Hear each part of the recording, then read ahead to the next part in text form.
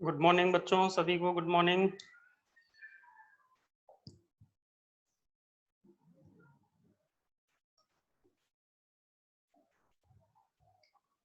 Screen blur हो रहा है, होगी अभी, थोड़ा सा वाइट करेंगे। स्टार्ट करते हैं थोड़ी देर में, जब वाइट करूंगा।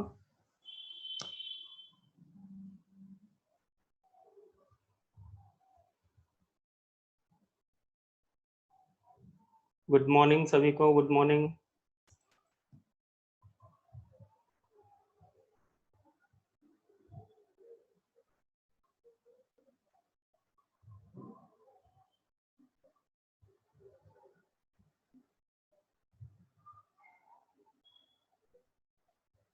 एक दो स्टूडेंट और जुड़ जाने दो, फिर शुरू करते हैं।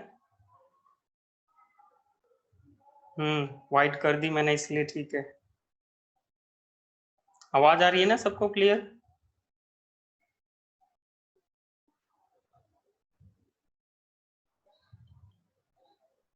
एक बार बता दो। हाँ ठीक है, गुड। ठीक है, आवाज आ रही है।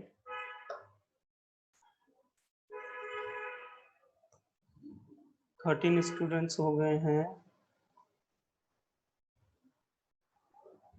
कल वाला समझ नहीं आया, आज टाइम मिलेगा तो दोबारा से इसको री एक्सप्लेन कर देंगे। तुमने नोट्स में देखा, उसको एक बार पढ़ने की कोशिश करी? जो नोट्स दिए उसमें एक बार पढ़ा उसको?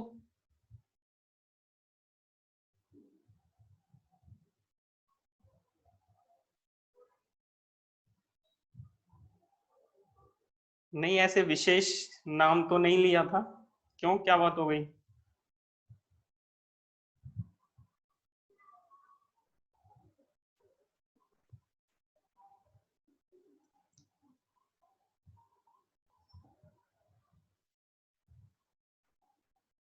चलो अब स्टार्ट करते हैं। स्टूडेंट और आ नहीं रहे।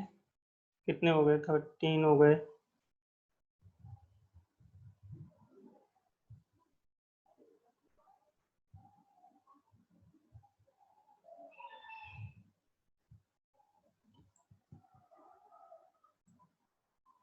सामिया खान भी आई है। सामिया खान, तुम्हारा वो हो गया, कॉन्ग्रेचुलेशंस पहले तो।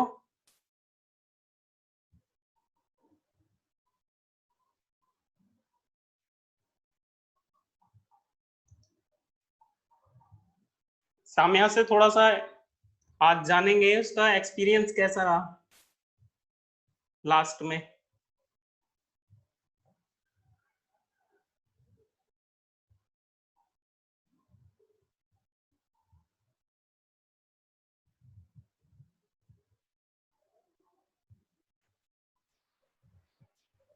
तो बहुत अच्छा था।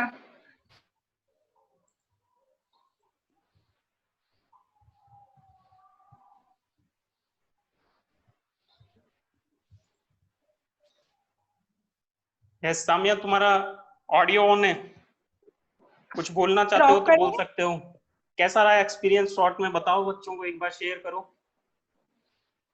सर बहुत ही बढ़िया था, मतलब कि जीतना तो अलग होता है, लेकिन वहाँ पे जो सीखने को जो मिला ना, वो सामिया तुम बहुत ही बोल सकते हो, शानदार था। तुम्हारा ऑडियो ऑन कर दिया है मैंने। सर आवाज नहीं आ रही क्या?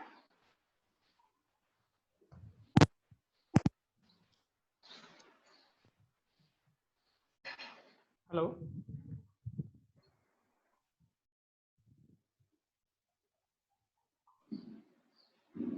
हेलो। हेलो सर, आवाज नहीं आ रही। हाँ आ गई, आ गई। हाँ बताओ हाँ तो थोड़ा सर सा ये शॉर्ट में एक्सपीरियंस यही बताओ, बता रही थी बच्चों कि को भी ना, थोड़ा सा मोटिवेशन मिल जाएगा उससे। सर हर किसी में पार्ट लेना चाहिए, हर किसी को। ये नहीं कि हाँ। किसी को नहीं आता तो मत ले। हमारी टीम में भी थे ऐसे, किसी को हम्म। कुछ आता था, किसी को नहीं आता था, लेकिन जब वहाँ पे पार्ट लेते हैं ना, तो इतना हम्म। मोटिवेट होता है कि वहाँ पे जजेस इतने अच्छे होते हैं कि आपको इतना कुछ सिखाते हैं। नहीं आ रहा तो कोई बात नहीं, लेकिन आप हम्म। आगे करते रहो। हम्म। जीतना अलग हो जाता है, जीतना एक दूसरी साइड हो गया, आप जीतो हारो अलग बात है, लेकिन आप वहाँ पे करते हो ना, तो जो सीखने को मिलता है कि आपको कैसे बात करनी है, कैसे अपनी हाँ। चीज को प्रेजेंट करना है, वो सब बहुत अच्छा होता है। That's good. तो तुम फिजिकली वहां पर कितने दिन रुके थे? सर सारा ऑनलाइन ही हुआ था, फिजिकली तो हमारा क्या, हाँ। सेंटर केरला आया था। तो फिर उन्होंने सारा हैकाथॉन ऑनलाइन ही कराया है SIH का। हाँ हाँ हम मैं 3 दिन लगातार कंप्यूटर से करते रहे, 1 2 अच्छा 3 को अच्छा अच्छा। सुबह शाम पूरे टाइम कंप्यूटर पे बैठे थे। That's good. तो मतलब वहां पर और दूसरे जो प्रोजेक्ट्स हैं उनको भी देखने का मौका मिला होगा, तो उससे भी लर्निंग हुई होगी। नहीं सर, ऐसा था कि हमारा क्या है, 2 सेशंस होते थे। तो हम्म। पहले सेशन में वो हमसे हमारे आइडिया को देखते थे, हम बताते थे कि आप ये कर सकते हो। अच्छा और दूसरा सेशन होता था, उसमें हम लोग हमारा आइडिया प्रेजेंट करते थे, उनको बताते थे और फिर वो हमको मार्क्स देते थे। तो मतलब हमें दूसरे का आइडिया तो नहीं देखने को मिले, लेकिन अच्छा। जज रहते थे ना, वो हमको सब बता देते थे। 10 हम्म। मिनट का सेशन होता था ये, लेकिन हम लोग 25 मिनट बोलती थी मैं, 25 हम्म। मिनट, और वो ऐसे लगता था वो और सुनना चाहते हैं हमारे आइडिया को। अच्छा अच्छा। That's good. तो तुम्हारे साथ जो बाकी टीम मेंबर थे उन लोगों ने भी कुछ लर्न किया या एज ए सपोर्टर रहे? तो सबने बहुत कुछ किया, एक बार बोलने का भी चांस मिला उन सबको। वैसे तो प्रेजेंट मैंने किया था, हम्म। लेकिन उनको भी मैंने काफी चांसेस दिए कि इसमें भी पार्ट लो, और सब हम्म। कुछ में जिससे जो हो सकता है वो सब पार्ट ले, टीम थी ना इसलिए। अच्छा। चलो गुड गुड। किसी को कुछ पूछना है सामिया से? बच्चों, किसी को कुछ पूछना है तो मैसेज डाल सकते हो, नहीं तो फिर अपन स्टार्ट करेंगे अपना। बच्चे कह रहे हैं सर पर्सनली पूछ लेंगे। सर प्रोजेक्ट क्या था? सामिया ये पूछ रहे हैं प्रोजेक्ट क्या था? सर प्रोजेक्ट था कि CBSE की प्रॉब्लम थी कि एग्जाम में चीटिंग को कैसे रोक सकते हैं। हम्म।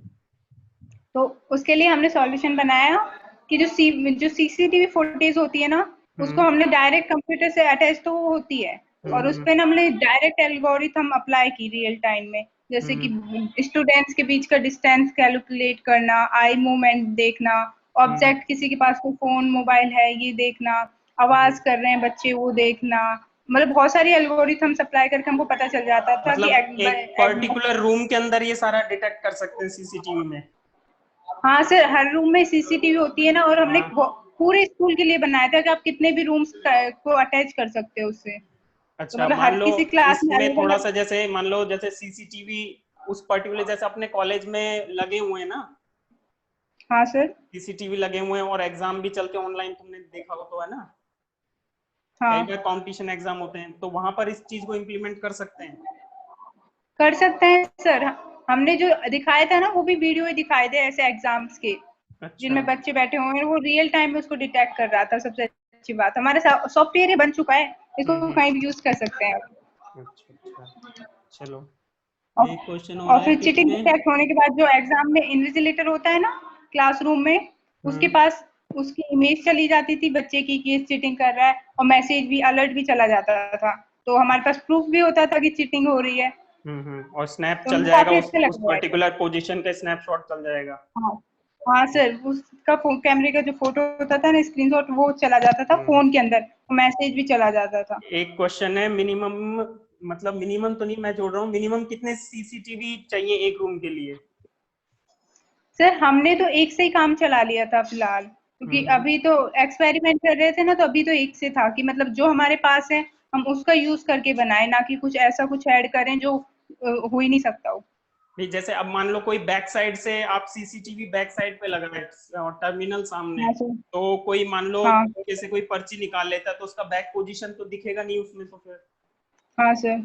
तो ये थोड़ा सा तो मतलब हम एक। लोगों ने ना जो, एक तो कैमरा फ्रंट में ही होना चाहिए, तो कुछ चीजें होती हैं क्योंकि फेसेस तो दिखे कम से कम बच्चों हाँ के। हाँ वही और थोड़ा सा। एक, अगर फ्रंट में भी नहीं है ना, तो कैमरा टॉप पे हो ना, तो वहां से टॉप से सब दिखता है और उससे अच्छा डिटेक्शन भी होता है।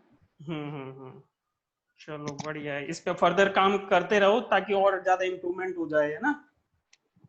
Okay sir. हाँ। चलो फिर अपन थोड़ा सा आज स्टार्ट करते हैं। ओके।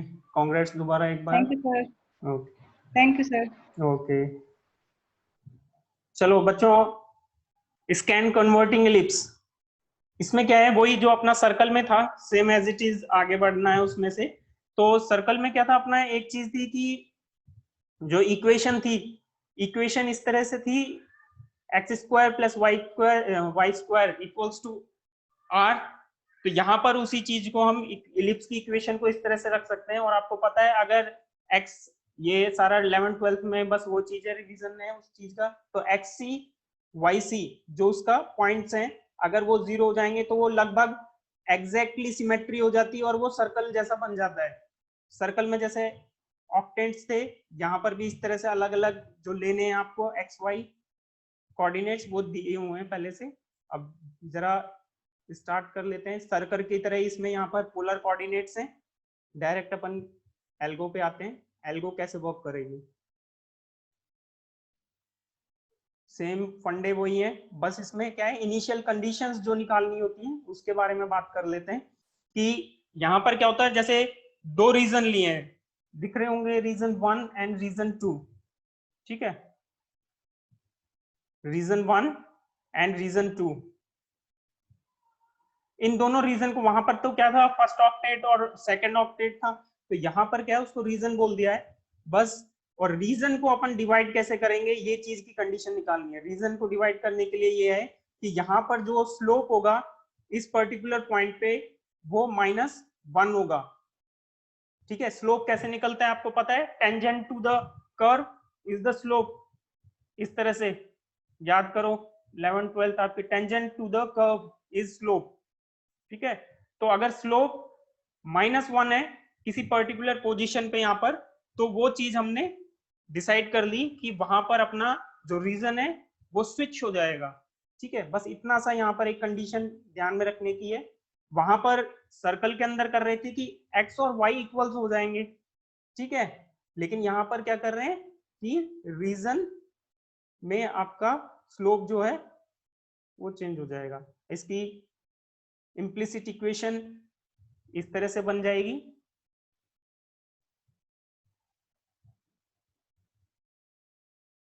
जैसे सर्कल की एफ एक्स थी एफ एक्स वाई में, इस तरह से उस पर्टिकुलर इक्वेशन को हमने रख दिया। ये कंडीशन भी दी हुई है, अगर R X R Y equal है तो आपका वो पर्टिकुलर थिंग सर्कल बन जाएगा, ठीक है। फिर टेंजेंट की, जो टेंजेंट होता है या स्लोप होता है वो पर्टिकुलर किस तरह से होता है, ये dy/dx, ये आपका स्लोप होता है। कहीं पर भी किसी भी कर्व के ऊपर स्लोप की वैल्यू dy/dx से आती है। तो ये हमने सॉल्व करके dy/dx जो निकाला है, तो वो इस तरह से -ry²xp/rx²yp, ये आपकी dy/dx है। ये सारा 12th मैथ्स है तुम्हारे, और कुछ नहीं है। इसी चीज को फर्दर इलेबोरेट किया, जो भी मैंने बोला था कि -1 है dy/dx, टेंजेंट पर्टिकुलर वहां पर -1 है, इसी को फर्दर रिजॉल्व किया तो कुछ इसी तरह की इक्वेशन बन जाएगी, ठीक है। -1, यहाँ पर ये माइनस लिया, ये पर्टिकुलर पॉइंट जो है <1 है फॉर क्वाड्रेंट, तो इसको फर्दर अपन इलेबोरेट करेंगे तो इस तरह की इक्वेशन आ जाती है, ठीक है। तो ये हमारी कंडीशन जो मैंने अभी वर्बली बोली थी वो मैथ्स में ये आ गई है कि पर्टिकुलर अगर टेंजेंट -1 है, टेंजेंट बोले तो स्लोप -1 है, तो हमारी इस तरह से इक्वेशन निकल के आ जाएगी। ये उसी बात को मैथ्स में बोल दिया है, ठीक है। ये कंडीशन निकालनी जरूरी है क्योंकि हमें ऑक्टेट को स्विच कराना। अब देखो रीजन 1 पे चलते हैं। रीजन 1 निकालना वही है कि डी निकालना है, डिसीजन वेरिएबल।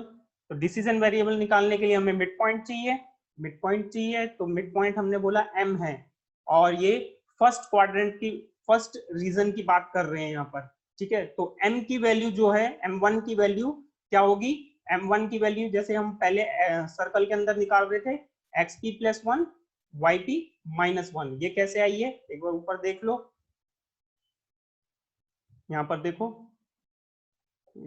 डायग्राम थोड़ा सा नीचे है इसका, यहाँ है, ये देखो,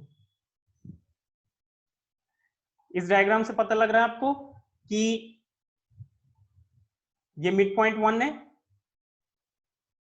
ये xp yp है। अगर हम आगे बढ़ेंगे तो हमें यहाँ पर एक मिड पॉइंट प्राप्त करना है, मिड पॉइंट की वैल्यू ये रहेगी xp+1, यानी कि x से 1 यूनिट आगे, और yp-½ हाफ यानी कि आधा नीचे चले गए y पे, ठीक है। तो इसलिए XP plus 1 YP minus half. अब इसमें ईस्ट और साउथ ईस्ट पॉइंट निकाल रहे हैं, ईस्ट और south east point. East point की वैल्यू है एक्सपी प्लस 1 वाईपी और साउथ ईस्ट की वैल्यू है एक्सपी प्लस 1 वाईपी माइनस 1। ठीक है, बस क्या किया है कि एक्स पे तो एक यूनिट आगे बढ़े और वाई पे एक यूनिट नीचे बढ़े, तो नीचे जाएंगे तो माइनस आएगा, बस इतनी सी बात ध्यान रखनी है। ठीक है, तो ये चीज अगर क्लियर हो गई तो फिर आगे अपन इस चीज को इक्वेशन के अंदर पुटअप करते हैं डी निकालने के लिए। तो यहां से स्टार्ट कर दिया कि m की वैल्यू m1 की वैल्यू पुटअप की, m1 की वैल्यू ये अभी देखी थी, तो इसको सॉल्व किया, वो इम्प्लिसिट इक्वेशन के अंदर रखा, दोनों वैल्यूज रख दी। ठीक है, तो सॉल्व होके कुछ आ गया और उसको बोल दिया डी ओल्ड। अब एक बार डी ओल्ड निकलने के बाद फिर अपन क्या करते थे, डी न्यू निकालते थे, वही चीज करी है।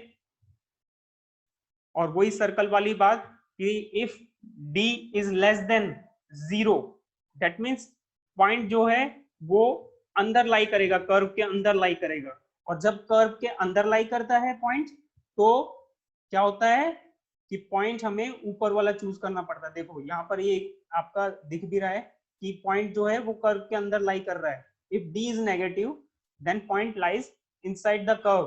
तो इसका मतलब ये कर्व ईस्ट पॉइंट के पास से जा रहा है। और अगर सिचुएशन थोड़ी अलग होती, किस तरह से, कि ये कर्व इस तरह से होता, इस तरह से होता, तो पॉइंट जो है आउटसाइड रहता, डी आता पॉजिटिव और हम चूज करते साउथ ईस्ट। बस इसी बात को अब दोबारा मैथ्स में करना है, मैथमेटिक्स लगानी है इसी में ही सारी डी की और डिसीजन वेरिएबल। तो देखो ईस्ट चूज कर लिया एक बार, डी नेगेटिव है तो ईस्ट चूज किया, ईस्ट का डी न्यू क्या आएगा, यह आएगा एक्सपी प्लस 2 और वाई पी माइनस हाफ। एक यूनिट एक्स में आगे बढ़े और वाई में जो है वहीं की वहीं रहे। इस चीज को ध्यान दो कि डी न्यू ये क्यों आया है। डी न्यू ये इसलिए आया है कि अगर हम ईस्ट को चूज करते हैं, ईस्ट को चूज करते हैं तो नेक्स्ट पॉइंट क्या होगा, यहां पर होगा मिड पॉइंट, क्योंकि नेक्स्ट पॉइंट हमें कौन से सेलेक्ट करने पड़ेंगे, या तो ये सेलेक्ट होगा या ये सेलेक्ट होगा। ठीक है, तो इन दोनों का मिड पॉइंट क्या होगा, ये और ये होगा।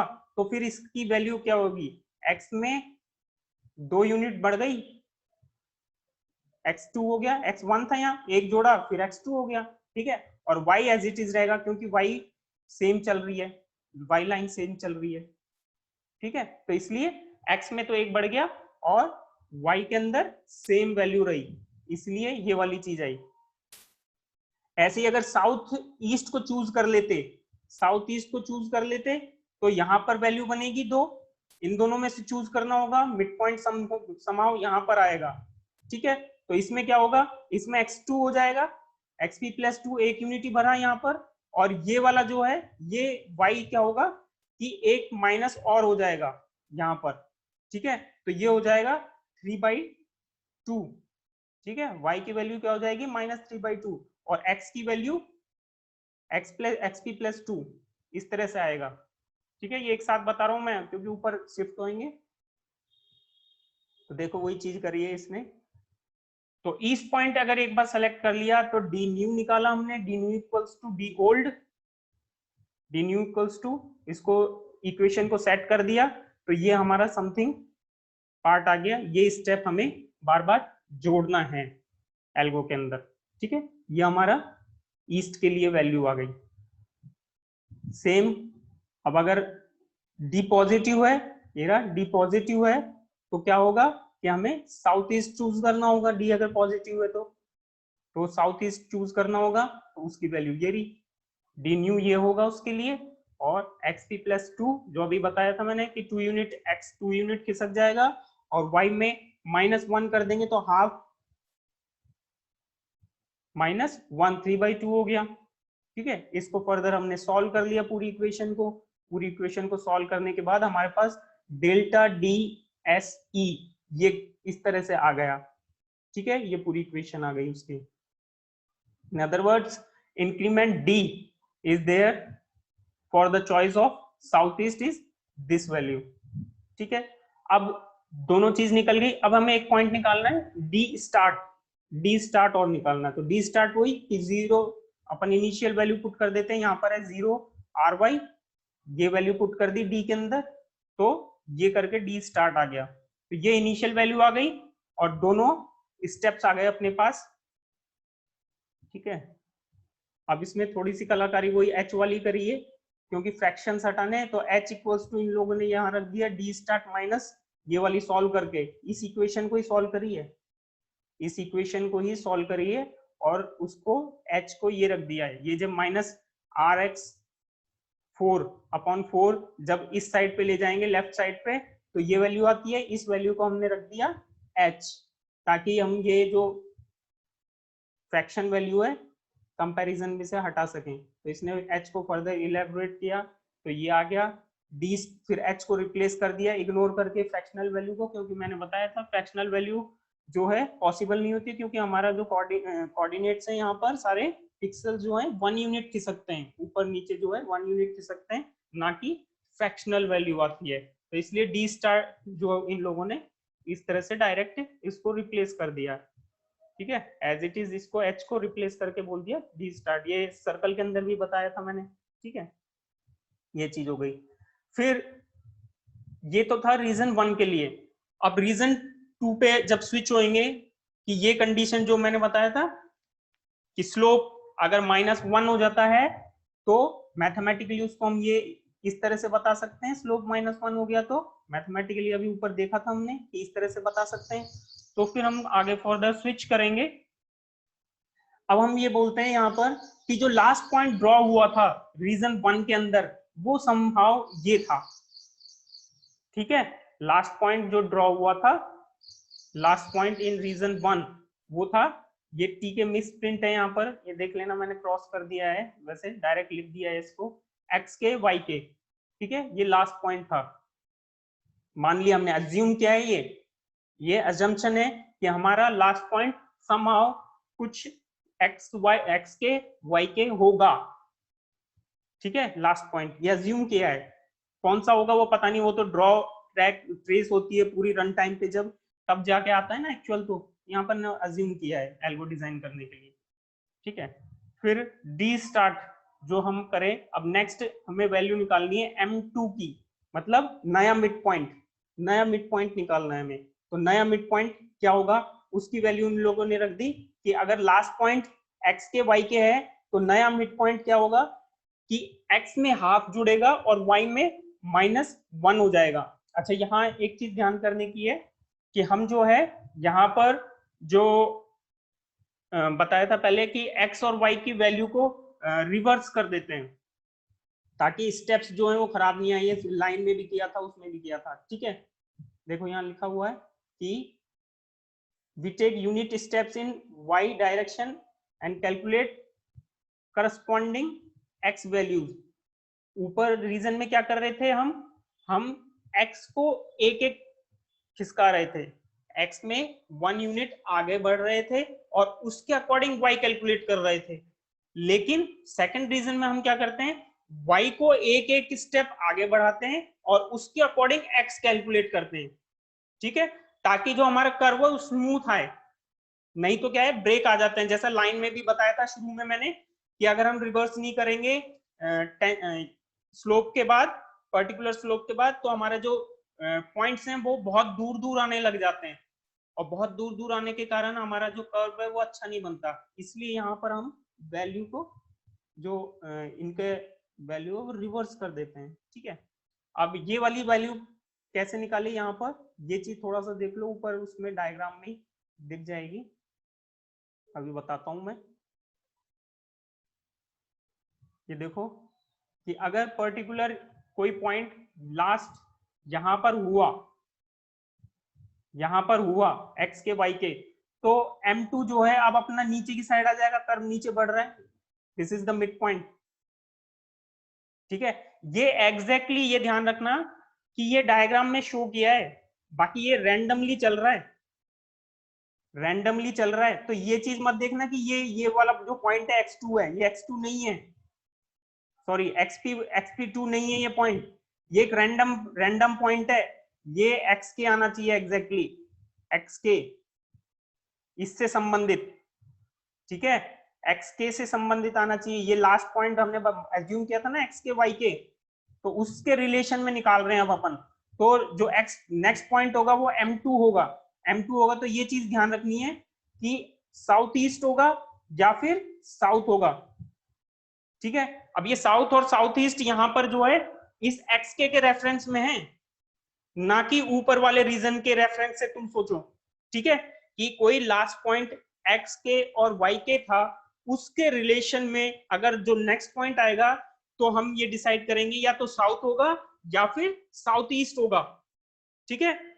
साउथ और साउथ ईस्ट में से क्योंकि चूज करना है, तो मिड पॉइंट हमने मान लिया कि M2 होगा, ठीक है, मिड पॉइंट हमने मान लिया M2 होगा। बस ये चीज ध्यान रखना जो अभी बताया था कि एक्स के और वाई के होगा और उसके रिलेशन में next point mid point calculate करना है जो कि यहाँ होगा, और उसके रिलेशन में हमें साउथ और साउथ ईस्ट को डिसाइड करना है कि कौन सा पॉइंट सेलेक्ट करना है। ये x2 नहीं है, ये डायग्राम में क्या है छोटा है इसलिए ऐसा दिख रहा है, इससे कंफ्यूज मत होना, ये कह रहा हूं मैं बार बार, ठीक है। अब देखो यहां पर इसने यही चीज बोली है कि अगर x के y के नेक्स्ट पॉइंट लास्ट पॉइंट थे तो उसके रेफरेंस में हमारा जो x के है वो हाफ पॉइंट होगा x के से, और y जो है माइनस हाफ होगा, ठीक है। ये वाली पॉइंट अभी जैसे ऊपर ये बोला भी था कि x y को हम यूनिट स्टेप्स आगे पीछे करेंगे और उसके रिलेशन में ये करेंगे। तो मिड पॉइंट जो है एक्स के रिलेशन में निकालें तो अगला जो मिड पॉइंट होगा वो एक्स के से अगर निकालें तो प्लस हाफ होगा और वाई के में एक यूनिट डाउन होगा। तो ये चीज ध्यान रखो, ये ऊपर जो फर्स्ट रीजन था उसी की तरह से लिया हुआ सिमेट्री है, ठीक है। तो ये वाली चीज है, तो इसके रिलेशन में हमने वो इक्वेशन सॉल्व कर दी पूरी, इम्प्लिसिट इक्वेशन जो fx वाली थी उसको सॉल्व करी, तो ये हमारी समाव सॉल्व होके ये आई डी ओल्ड और डी स्टार्ट, ये दोनों सेम रहेंगे। तो डी न्यू क्या होगा, डी न्यू कब कि हमारी अगर वैल्यू इसमें क्या कहा है, डी अगर लेस देन 0 है डेट मीन्स नेगेटिव है, तो पॉइंट जो है अंदर लाई करेगा, और पॉइंट अगर अंदर लाई करेगा तो हमारी चॉइस बनेगी साउथ ईस्ट।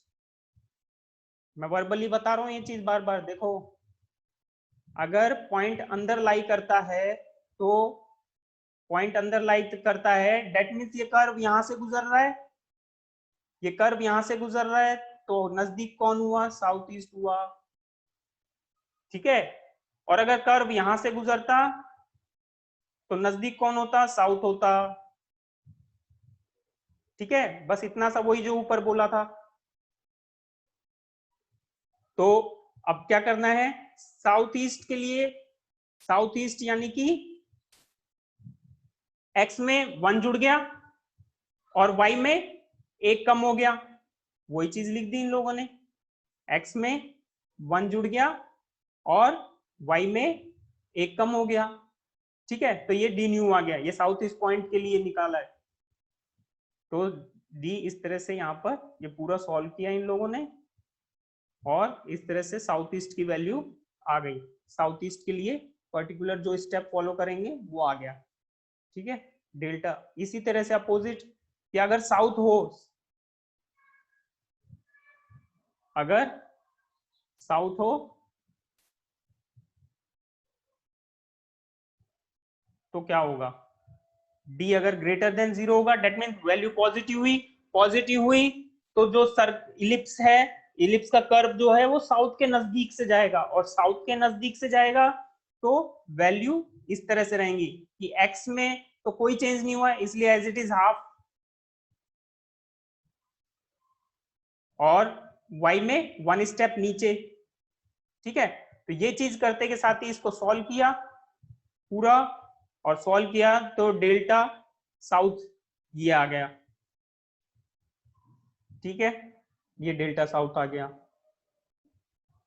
और इस तरह से हमारा जो है वो पूरा जो इक्वेशन है वो सॉल्व हो जाती है। तो इसमें यहाँ पर क्या है, पर्टिकुलर मैंने स्कैन नहीं किया वो एल्गो, इसी चीज को जैसे सर्कल में रखा था ना, सब रूटीन बनाया था सर्कल के अंदर एक्स और वाई करके, और ये जब सारी चीजें हैं कि अगर फर्स्ट रीजन है तो ये वैल्यूज होंगी और सेकंड रीजन है तो ये वैल्यूज होंगी, बस डायरेक्ट उसको पुट अप करना है।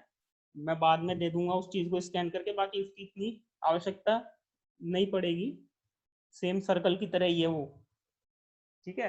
तो मैं दे दूंगा बाद में, उसमें डाल दूंगा गूगल क्लास में। तो ये चीज थी। इसमें यहाँ तक कोई बात समझ में नहीं आई हो तो आप पूछ सकते हैं।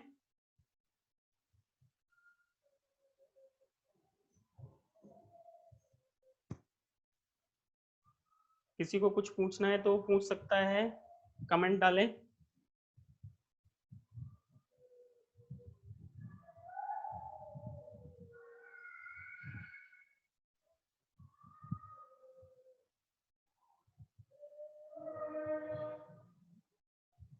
जिनको आ गई वो तो बहुत अच्छी बात है, जिनको कुछ समस्या है वो पूछ सकते हैं।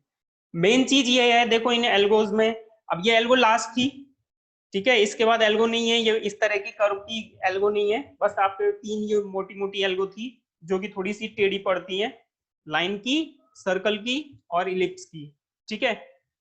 बाकी और फर्दर एल्गो नहीं है, वो थोड़ा सा मैथ्स है लेकिन इजी है। अब यहाँ पर क्या है कि बार बार मैथ्स इसलिए आ रही है कंप्यूटर ग्राफिक्स के अंदर, क्योंकि हम जो बात बोलते हैं हमें ये चाहिए, तो वो एग्जैक्टली कंप्यूटर थोड़ी समझता है, कंप्यूटर को तो एक ही चीज समझ में आती है, मैथ्स, ठीक है। तो इसीलिए ये सारी एल्गोरिथम मैथमेटिकल बेस है और कंप्यूटर ग्राफिक्स भी आपकी मैथमेटिकल बेस है।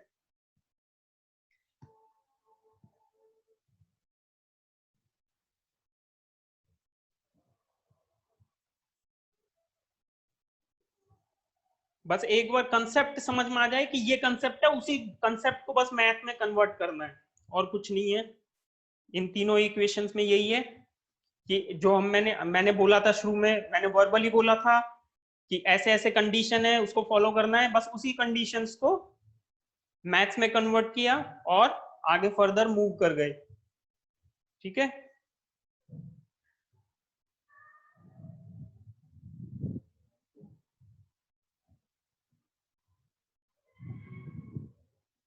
और कोई क्वेरी?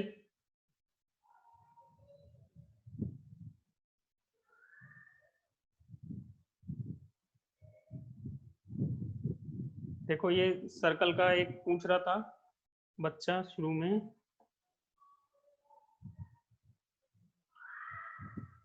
सर्कल में भी वही बात है जो भी कर रहे थे, सेम एज इट इज। मैं कंसेप्ट बता देता हूँ एक बार ताकि पढ़ने में दोबारा से इजी हो जाए। एक बच्चे को प्रॉब्लम थी कि कोई भी लास्ट पॉइंट हमारा एक्स पी वाई पी है और उस पॉइंट के रेफरेंस में हमें 2 पॉइंट सेलेक्ट करने हैं, ईस्ट या फिर साउथ ईस्ट, ठीक है। या तो ईस्ट सेलेक्ट होगा या साउथ ईस्ट सेलेक्ट होगा। इन दोनों को सेलेक्ट करने के लिए हम एक वैल्यू निकालेंगे जो कि है मिड पॉइंट। मिड पॉइंट की वैल्यू ये होगी, ठीक है, ये तो ऑब्वियस है, कोऑर्डिनेट ज्योमेट्री। अब इसमें एक कंसेप्ट आता है कि अगर हम इस m की वैल्यू को fx में डालें, जो कि पर्टिकुलर कर्व की इम्प्लिसिट इक्वेशन कहलाती है, अगर fx में डालें तो अगर वो वैल्यू नेगेटिव आती है, दैट मीन्स वो पॉइंट जो है अंदर लाई करता है, कोई भी मिड पॉइंट नहीं, किसी भी पॉइंट को अगर हम fx से सॉल्व करें, अगर वो नेगेटिव आता है fx की वैल्यू तो वो पॉइंट अंदर लाई करता है, अगर वो पॉजिटिव आता है तो वो पॉइंट बाहर लाई करता है। बस इतना सा फंडा है और उसी फंडे को बार बार ये लोग सॉल्व करते हैं एल्गो के अंदर। देखो, if fx is positive that means mid point lies outside the circle, ठीक है, और अगर नेगेटिव है तो m lies inside the circle. ये आपकी 11th 12th की मैथ्स जो कोऑर्डिनेट ज्योमेट्री है वहां से निकल के आए हैं ये चीजें, ठीक है।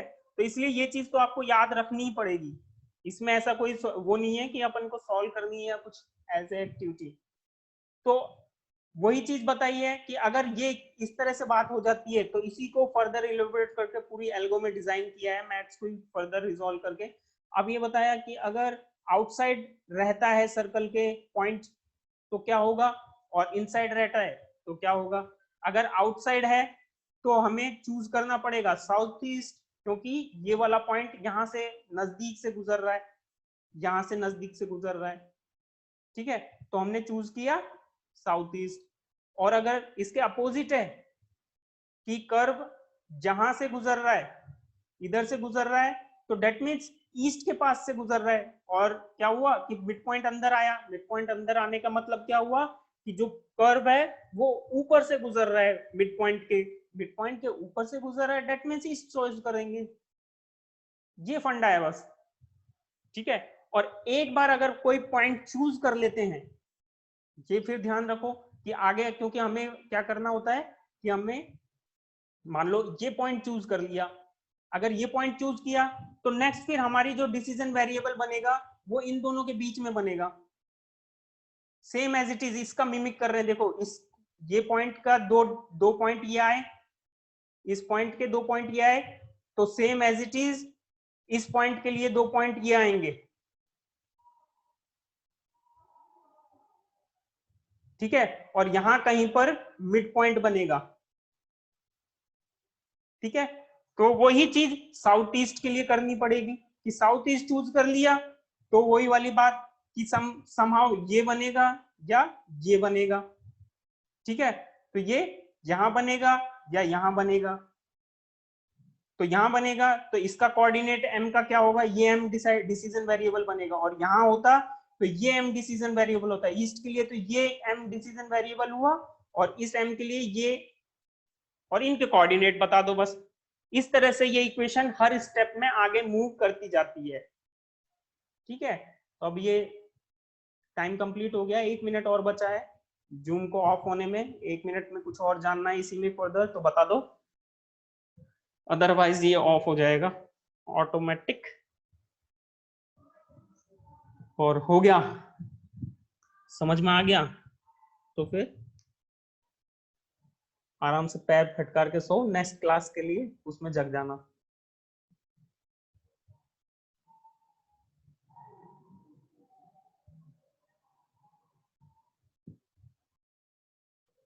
ठीक है, फिर क्लोज करें, कोई प्रॉब्लम नहीं है तो।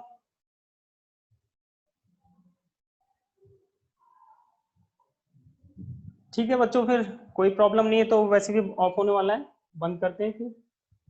अब नेक्स्ट क्लास में मिलते हैं, सभी को गुड डे।